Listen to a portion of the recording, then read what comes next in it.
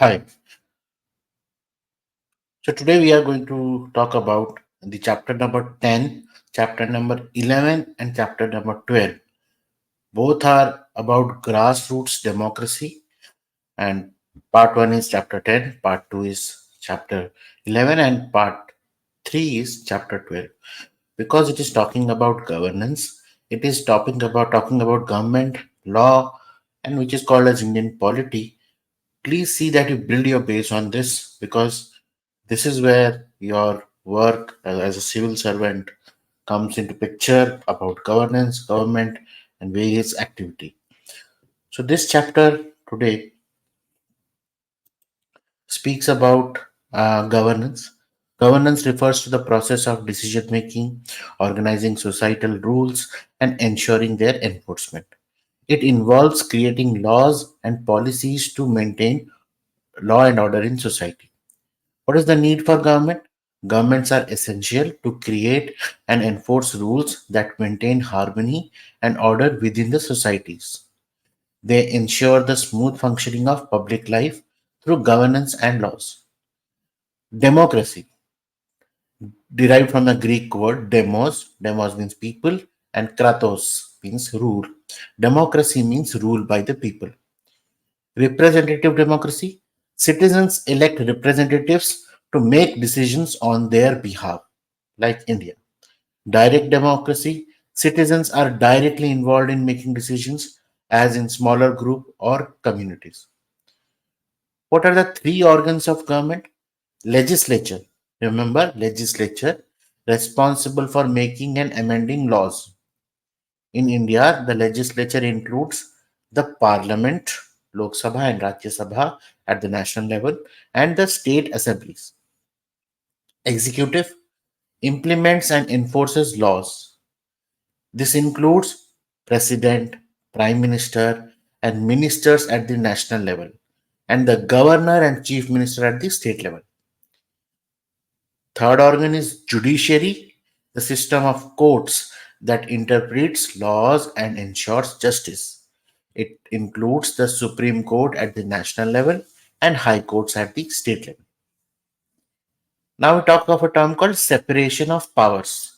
The three organs, that is legislature, executive, judiciary, function independently to maintain a system of checks and balances. What is checks and balances? That's if anybody exceeds, the other one tries to stop it or control it. Now, this prevents any one organ from having too much power, ensuring fairness and accountability in governance. Three level of government. First is in our country we have three tier system, three tier of governance. The one is called local government, deals with local issues such as municipal services, local infrastructure, block level, panchayat level, small scale law enforcement. Then comes state government, responsible responsible for education, agriculture, public health, and local law enforcement within the state. We will know in detail as we learn more. Now, for this level, just remember. Then there is called central government or union government. Handles national issues like defense, foreign policy, atomic energy, and communication. Now, grassroots democracy, what does it mean? Grassroots democracy encourages active participation of ordinary citizens in the governance process. It empowers people at the base of the governance pyramid, allowing them to influence decisions that affect their lives. The chapter also speaks about Dr. APJ Abdul Kalam, known as the Missile Man of India, for his contribution to India's defense and space program. He served as the 11th President of India and inspired millions and still inspires many of us with his thoughts on education, hard work, and innovation. So, if I just scroll through the chapter,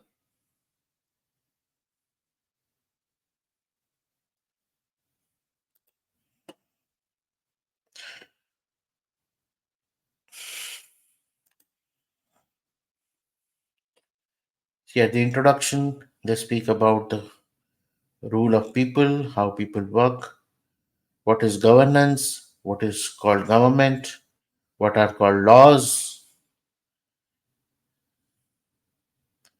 And there's a good description of various figured people who do the governance. Three organs of government: legislature, executive, and judiciary. Then talks of separation of powers. Three level of government. This is the three level of government. You see the structure here. And then it talks about at various level what is present. Judiciary, all India level is Supreme Court. High level, state level is High Court. Legislature in national level, two houses, Lok Sabha and Rajya Sabha, formulate national laws. In state level, one, one state assembly or Vidhan Sabha. Mostly states have a single assembly, but few states have two. So we will know the exception also. Executive in the central government, it is the president of India, and he's a nominal head and supreme commander of the Indian Armed Forces. Prime Minister as the executive head. Led by in the state government, it is governor, nominal head, and chief minister as the executive head. Functions and responsibility of the list. There is a list we call as a concurrent list, state list, and union list. We will know about it when we talk about in detail in the again in the other classes. Here it is mentioned that which area comes under. Bit about the inspiration, then about democracy, how democracy happens, who are MP, member of parliament, who are called members of legislative assembly, what is called representative democracy. This year only we had elections, so most of you would have voted also. So this is what is given in the chapter.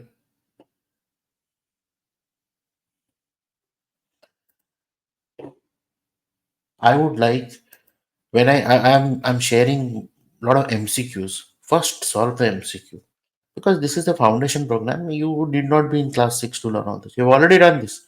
You're all done class 10th. You've all done graduation. First, do the MCQ in detail. And you see in my MCQs, you see that there are answers then and there it is written. Read them loudly. Try to go through that and then go to the chapter. This way you will have your clarity because why clarity is needed? Because when UPSC level question comes, the same fundamental basic is asked. Question: is it right? Is it completely right? Entire statement is right. Statement A is right. Statement B is right. Or both the statement are right. Or statement A is right and statement B is wrong. So they keep on confusing on the clarity. This is where the confidence level is checked. So when you do this, the trick is always to first do the MCQs and then go to the chapter when we are doing this program. So this is about the chapter 10. Now we'll go to the chapter 11.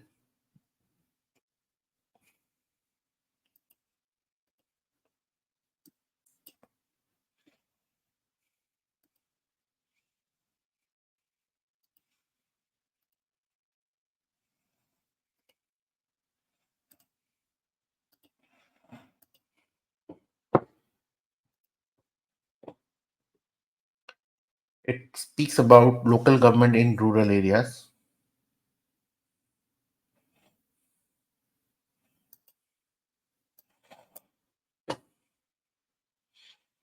Again, I have given an exhaustive list of MCQ for this also. Please see you go through it.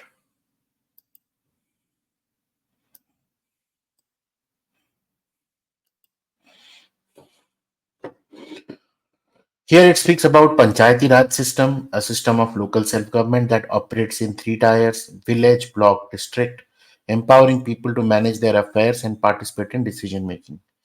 So important features of Panchayati Raj system, chapter will talk about. At village level, it is called Gram Panchayat; block level, Panchayat Samiti; block Panchayat; district level, Zilla Parishad or District Panchayat. Responsibilities: agriculture, roads, education, healthcare, water management, and social welfare. Gram Panchayat, Gram Sabha includes all adults in the village or group of village who are registered voters. Sarpanch, head, elected by the Gram Sabha to lead the Panchayat. Panchayat Secretary handles administrative duties like maintaining records, and Patwari manages land records. Importance of Panchayat Raj: local governance brings decision making closer to the people you're a part of a democratic nation, how the democracy operates. When you feel that you are a part of decision making, the Panchayat Raj provides that opportunity, ensuring development is aligned with local needs. Self governance empowers villages to take responsibility for local issues and making governance participatory. Development plays a crucial role in implementing government schemes at the grassroots level. Now, a simple activity, I would say that, rather than just trying to learn it from books, you may discuss with your father or mother about their, uh, or your grandfather or grandmother who may or may be connected to village, their rural village, and understand what kind of administration happens over there. So you, at least for your own state and on your own home district, you should start doing some research from now onwards. Slowly, slowly, you will gain interest because in interview, the first question they'll ask is, where introduce yourself. Then you say about your state of place and everything. Then they tell you, okay, tell me in your district what is the thing and all that thing. So you have to start building up from now. So just discuss with your parents or somebody who from your home district. The chapter also mentions certain examples like Mr. Dhyaneshwar Kamble, Vandana Bahadur Maida, Popatra Pawarji. So about their various work as panchayat and few examples of Bal Panchayat of Maharashtra, Sikkim, Rajasthan. A higher level Panchayat Raj Institute or Panchayat Samiti consolidates development plans. It coordinates between the Panchayat Raj. Zilla Parishad oversees district-wide implementation of development plans, ensuring funding for government schemes. Special provisions, reservation of seats, one third of seats reserved for women, and special attention to disadvantaged groups. Very, very important provision. So now this kind of a structure of Panchayati Raj was also mentioned in Kautilya's Arthashastra. So somewhere we see that how learning from the ancient is being implemented. Now scrolling through the chapter,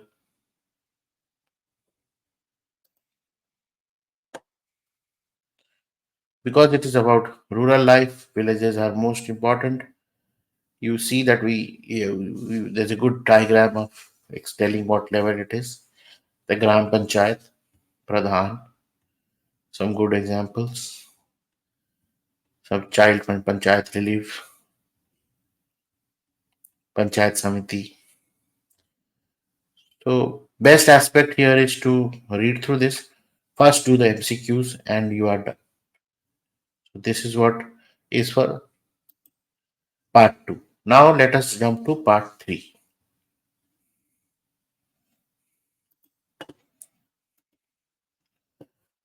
I again wish to say that you have to do your MCQs. If you do not do MCQs, what happens is I'll do it together. Never will that time come. Either you take, see, these are all PDF files. You open it in your mobile and start reading it. This is not a app or something. You just scroll it. And if you have printer at your home and things like that, then you can print and do. But I would encourage just read it. Read it through PDF or in your laptop. No need to print it. When we have the question papers, which will help while you do that. Like I have the MCQ, but the answers to be filled in later. So then you do a printout and do is okay, fine. That I will also give you those question papers for practice. But currently, all these revision chapter notes, use your system, download it in your mobile or laptop or your tab, read it. That will help. Again and again, you do the revision. That will help. The next chapter is about uh, the third part of the grassroots democracy.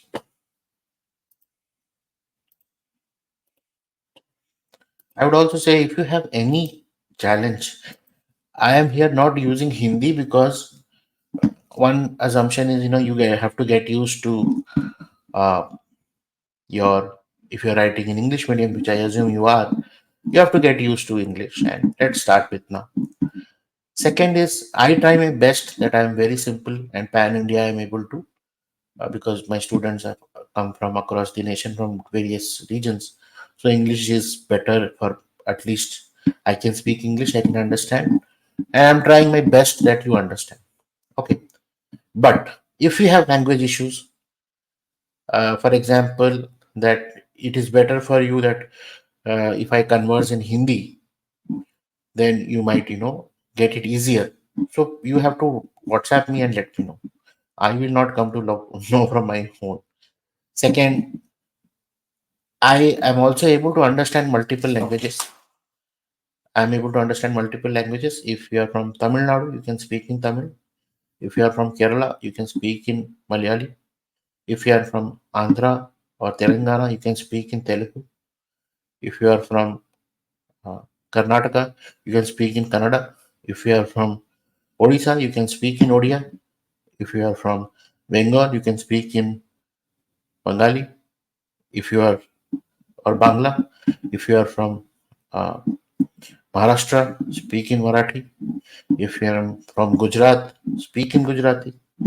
If you are from uh, any uh, northeastern state where uh, Assamese is, I can understand a bit. But if you can speak in English or Hindi, converse it to me. See, conversation, I'm not focusing on language. Conversation is more important. Understanding the concept is more important. If you have doubt, just let us know. Just let me know. I'll try my best. Sometimes mother tongue helps. It's not that I'm fluent in languages, but I understand. That's thanks to movies. I see a lot of movies. You can interact and let me know that movies are the best example to get inspired. So there are so many movies to watch and for civil services or administrative base. So so I would say that you uh, have a you know good outlook. And I recently saw a movie. Uh, it was in Malayalam. It was known as um, Vikramaditya. So now this movie, I wouldn't say that it's a story. Obviously, it's a story, and it is about an underdog, how he became a UPSC, I mean IPS. Then there is 12th fail. There are so many things like that. But what I'm trying to say is it will give you certain insights. What kind of a journey UPSC aspirant actually, has to take up. And one of the most important thing, we all frame everything in our brain that you have to be like this, you have to be dressed well, you have to speak like this, that. See, these are all, it comes slowly, slowly, it will come. What important is how grounded, humble, and what is your learning capacity. Are you a learnable person? That is, you love learning, you can learn, good listener. That attitude matters. And I'm trying to speak it out to you today because now in 10 days, I am aware that it takes time for, you know, uh, it's not some to build a connect with the mentor, but as you have subscribed to the plan, I feel very much responsible for your attempt and future uh, through this exam or otherwise as well. Now, coming back to the chapter, now here also it is speaking about urban democracy, urban governance. So, chapter will speak about urban local governance, participatory democracy,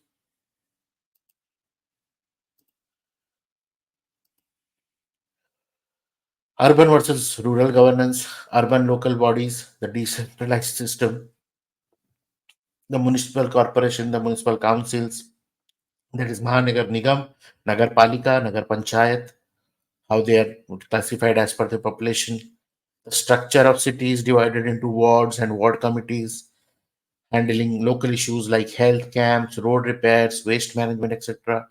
Functions of urban local bodies, infrastructure maintenance, roads, drainage, burial grounds, etc.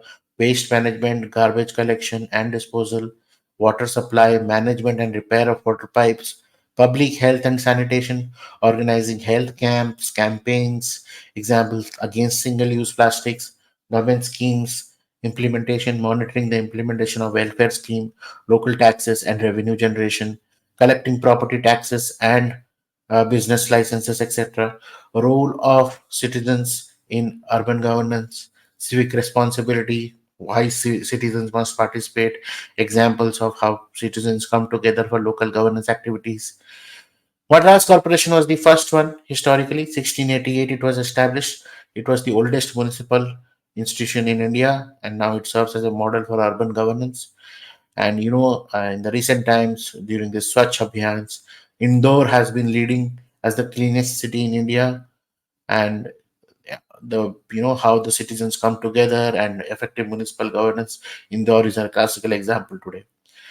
Comparing both the local bodies, urban local bodies, and Panchayat Raj, both systems are formal of local governance.